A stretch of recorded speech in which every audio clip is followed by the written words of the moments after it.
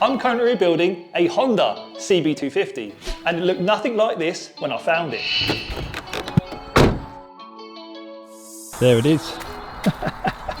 Wow. It was a barn find that had not been used since 1986 and it required a lot of work.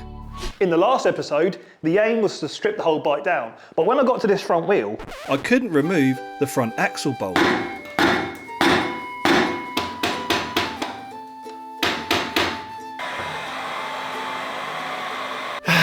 Almost there, almost there.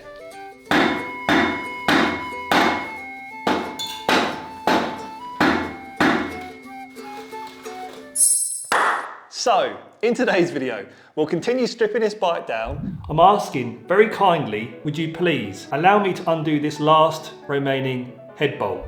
And then we'll start on bringing it back to life. First up, we need to get this front wheel off. And so, if I was going to have to play rough, it was best I chock the bike in firmly. Then with a copious amount of GT85 to help penetrate any rust, I placed the locking nut back to front so I could take a piece of wood and give it a good whack with a hammer.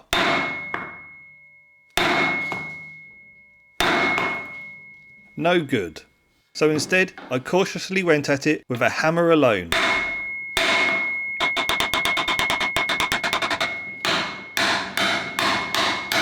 And it worked.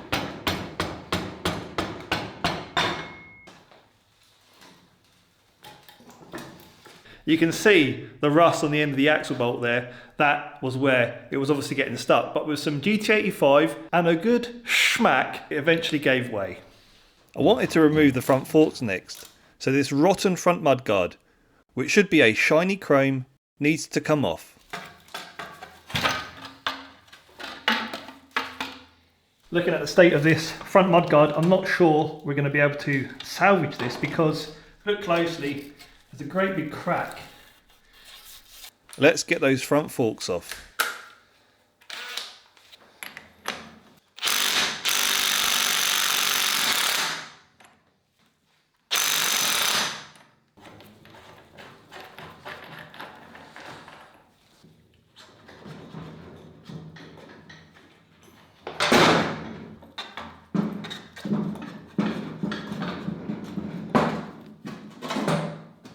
Looking at the condition of this sticker, it really does suggest this bike was locked away in absolute pristine condition way back in 1986. Though what I don't think will be pristine is the fork oil.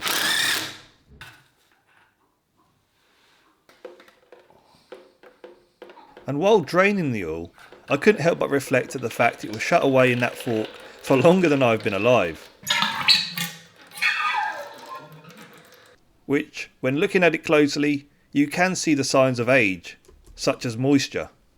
Okay, so recently I found myself using this product a lot, GT85, and there's good reason because I've discovered this is magic in a bottle. It is so versatile, it's now become my go-to product for, well, let me show you.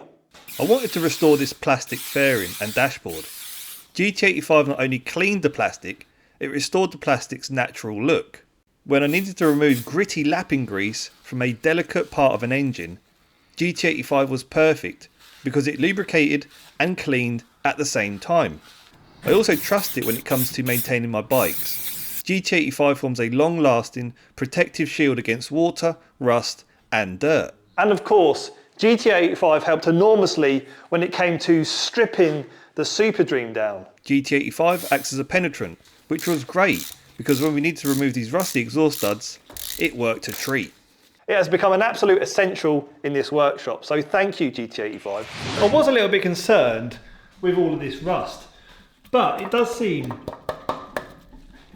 pretty solid, so I don't think I've got to worry too much. You know, I could picture this bike in a quiet corner of a forgotten garage. Its once vibrant hues now replaced by a relentless advance of rust. Yet despite the poison that is corrosion, its frame has remained formidable. And though its appearance may speak of age and decay, beneath it all lies a machine with a determined spirit. And now we have the Super Dream frame bare to the bone. Though I couldn't remove this centre stand, it's seized. So I'm going to leave some GT85 in there just to soak in and penetrate, so I can come back to that another day. But yeah, I'm going to have this sandblasted, powder coated gloss black, and I'm going to have it done professionally. So watch this space. In a previous upload, some of you may remember that I couldn't remove this oil filler cap. I wanted to check that there was engine oil before we turned the bike over, but I could not remove it. It was seized on there solid, and you would have thought, being a plastic cap, it would have came off pretty easy. But no. However, I've got myself a proper set of pliers, so I'm going to attack it again with these bad boys. But if I cannot remove it, then I suppose the second option, or the backup, is we remove this engine casing, which I'm going to have to remove anyway in this video. We'll get to it the other side. So with these jaw pliers, getting a firm grip of this oil filler cap, it clearly wasn't in the mood for messing around. So that goes to show what a difference the tools make, because yeah, that came off a lot easier this time than when I previously tried to attempt it. However, I'm going to need to replace this. Look at the state of it. Okay, now we're going to remove this clutch side case. Also, I've been thinking, right, if I want to clean this engine up and make it look spanking, I cannot do it properly with the head in situ. So we are going to have to whip this off, which is a shame because we know we did a compression check, 150 psi. It's solid, but we need to do it properly. So we need to take as much as we possibly can off the engine so we can give it a good clean and a good polish.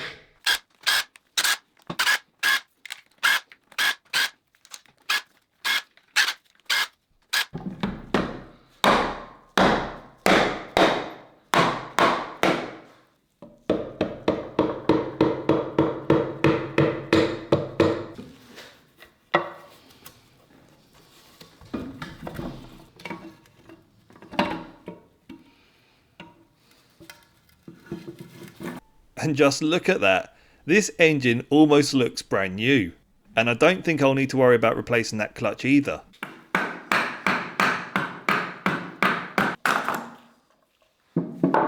This starter motor though seems to have got pretty rotten.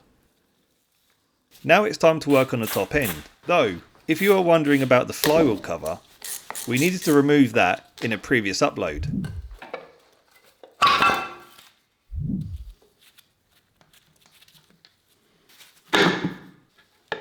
With the valve cover removed, we find this engine has push rods and rocker arms, which is typical of a bike its age.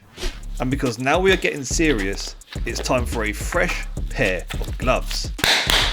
I cracked loose all the head bolts first before I used my impact gun.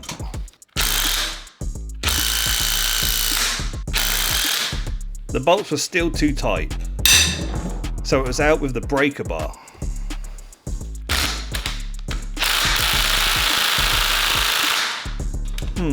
Still too tight. Okay, so this is where my nerves are kicking in because these head bolts are ridiculously tight. Some of them clearly have undone all right, but others, I'm worried I'm going to snap one. What doesn't help is the fact that this engine keeps sliding about on the table. I don't have an engine cradle for this engine, so I'm gonna have to make do for the time being. Some of these bolts were genuinely worrying me.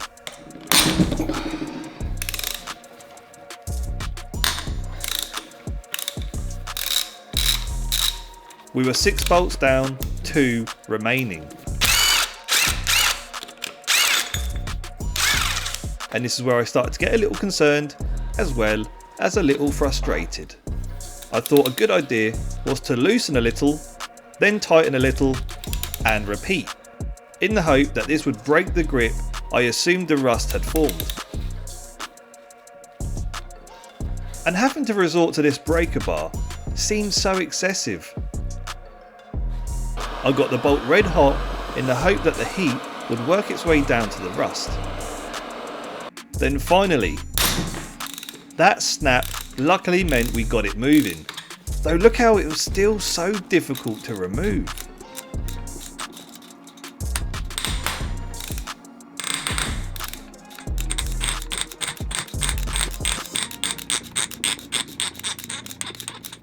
Look how bad that thread is. If this is the same and it's all bunged up, that's why it's so difficult to come out. It's always, always the last bolt. Honda CB250, you are a super dream. You're not a wet dream, you are a super dream. I'm asking very kindly, would you please allow me to undo this last remaining head bolt? Would you be so kind? I can hear, yes, I can hear you. You're saying yes. You're saying yes. Thank you. I'm going to proceed. Please, do not snap. Come on, be good, please. Please. Oh, Jesus, man. This last bolt was taking a lot of abuse right now. So much so, I actually put my safety goggles on, but it just didn't want to give in. This is ridiculous. This is outrageous. Oh, I've been at this hours. Always the last bolt. Always the last bolt. Come on. Let's go for it. Come on, baby, let's go.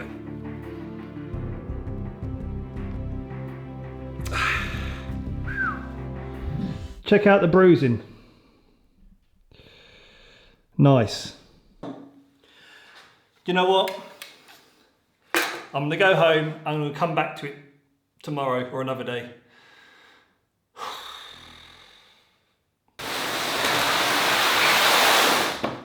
I've had a delivery. It's my blast cabinet. What a bit of kit this is. My workshop has leveled up. Anyway, it's a new day and I'm in the mood to remove this bolt. So I've discovered if you follow this bolt, you can see that it's open to the elements. So I've whacked a load of GT85 in there, plenty of heat also. Maybe now the bolt will come out a little bit easier.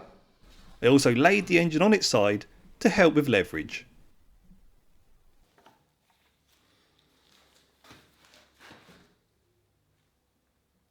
And this seemed to help me a lot.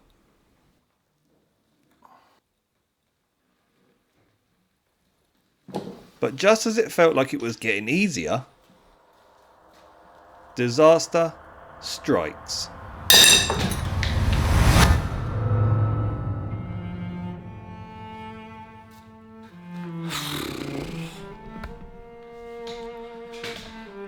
So in great Bikes of Rye fashion,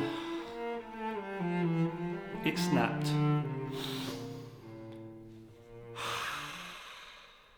So feeling a little deflated, it was important I didn't lose motivation by continuing to pull this top end apart.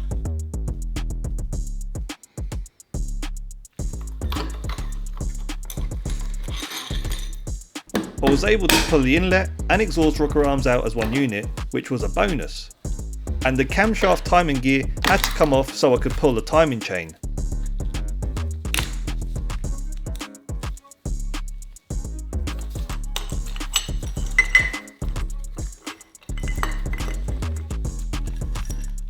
I could now pull the head from the cylinders.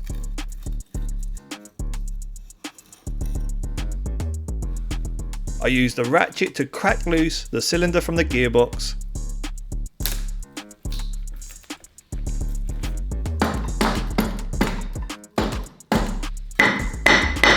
And off came the head cylinder.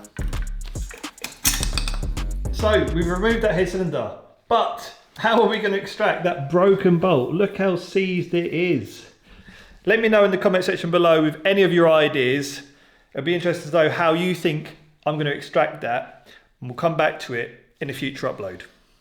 There was one last thing I needed to do to almost finalise this strip down, and it was to remove that C centre stand pivot from the frame. I knew it was going to require some brute force, so here we go.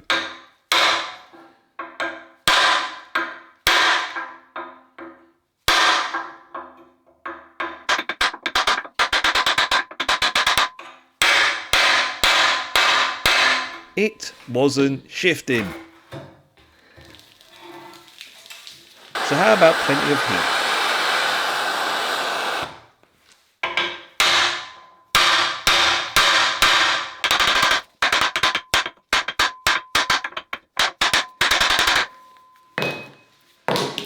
Where I had been hitting the pivot so hard, it even started to mushroom. Any ideas? It's not moving. Let me know what I can do to remove that. It is so stubborn. This bike, it's like the last remaining part of the strip down of the frame won't give way. The engine bolt, the last one, didn't want to give way. Why does this always happen?